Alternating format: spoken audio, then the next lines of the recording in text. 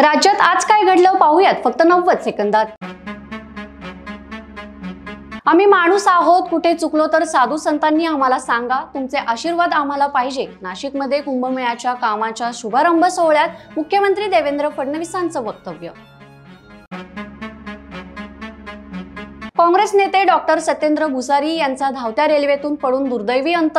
मुंबईहून चिखलीकडे परतताना काळाचा घाला, राजकीय वर्तुळावर शोककळा।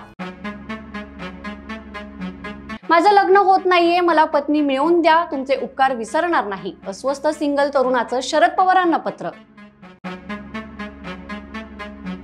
तानाजी सावंतांच्या भावाचा भाजपा प्रवेश पुढे ढकलला, तानाजी सावंतांनी हस्तक्षेप केल्याच्या चर्चा।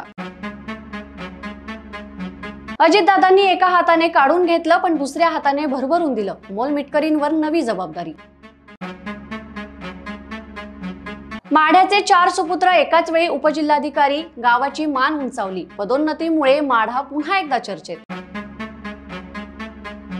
कुर्डुवाडीत ठाकरेंच्या सेनेला रोखण्यासाठी एकनाथ शिंदे व शरद पवार गट एकत्र, निवडणुकीच्या पार्श्वभूमीवर घडामोडींना वेग। अजितदादा, तुमच्या मुलावर घातपात केला असता तर तुम्ही गप्प बसले असते का? मनोज जरांगेंचा धनंजय मुंडेंवरून अजित पवारांना सवाल। आणि अशाच ताज्या घडामोडींसाठी बखर लाईव्हला सबस्क्राईब जरूर करा।